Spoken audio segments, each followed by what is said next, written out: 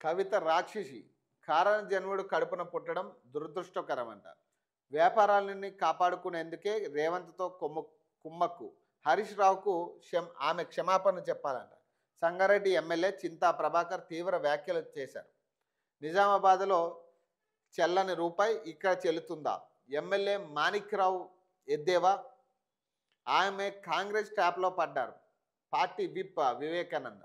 12 ఏళ్లలో సీఎంలు బడులకు ఏమీ చేయలేదు. కేసీఆర్ రేవంత్లపై కవిత విమర్శ. బీఆర్ఎస్ వాళ్ళ కామెంట్లకు జాగృతి కౌంటర్ ఉంటుందని హెచ్చరిక. కర్మ హిట్ బ్యాక్ అని ఎవరిని ఉద్దేశించి అన్నారంటే జై తెలంగాణ అంటూ సమాధానం. ఇది ఒక కోల్డ్ వార్లా నడుస్తుంది. ఇది అర్థమవని పరిస్థితి. ఇప్పుడు ప్రభుత్వ బడుల కోసం ఏం చేయలేదు. నిజమైన భావోద్వేగం ఉండుంటే విద్యారంగ సమస్యలు పరిష్కారం అయ్యేవి. కేసీఆర్ రేవంత్ను ఉద్దేశించి కవిత వ్యాఖ్య. ప్రజలు చెప్పిన వాటిపైనే ఆరోపణలు చేశా. హరీష్ గంగుల సమాధానం ఇవ్వాలి. బీఆర్ఎస్ వాళ్ళ కామెంట్లకు జాగృతి కౌంటర్ ఉంటుంది. గత 12 ఏళ్లలో తెలంగాణ సీఎంలు ప్రభుత్వ బడుల కోసం ఏమీ చేయలేదని తెలంగాణ జాగృతి అధ్యక్షురాలు కల్వకుంట్ల కవిత విమర్శించారు. తెలంగాణ సీఎంలుగా చేసిన 2 ప్రభుత్వ బడుల్లో చదువుకొని వచ్చామని మాత్రం తెలంగాణ సీఎంలుగా చేసిన 2 ప్రభుత్వ బడుల్లో చదువుకొని వచ్చామని మాత్రం చెబుతారని పేర్కొన్నారు.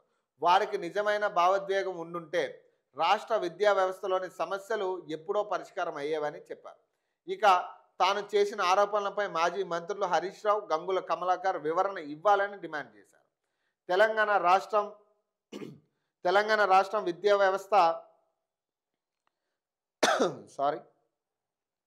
తెలంగాణ రాష్ట్రం విద్యా వ్యవస్థ అంశంపై తెలంగాణ జాగృతి టీచర్స్ ఫెడరేషన్ ఆధ్వర్యంలో ఆదివారం హైదరాబాద్లో నిర్వహించిన రౌండ్ టేబుల్ సమావేశంలో తర్వాత మీడియా ప్రతినిధులతో కవిత మాట్లాడారు. జూబ్లీహిల్స్ ఉప ఎన్నికల్లో బీఆర్ఎస్ ఓటమి అనంతరం కర్మ హిట్స్ బ్యాక్, కర్మ మనకు తిరిగి తగులుతుంది అంటూ ఎక్స్ వేదికగా కవిత పెట్టిన పోస్ట్ చర్చనీయాంశంగా మారింది. ఎవరిని ఉద్దేశించి ఆ ట్వీట్ చేశారని మీడియా ఆమెను ప్రశ్నించగా జై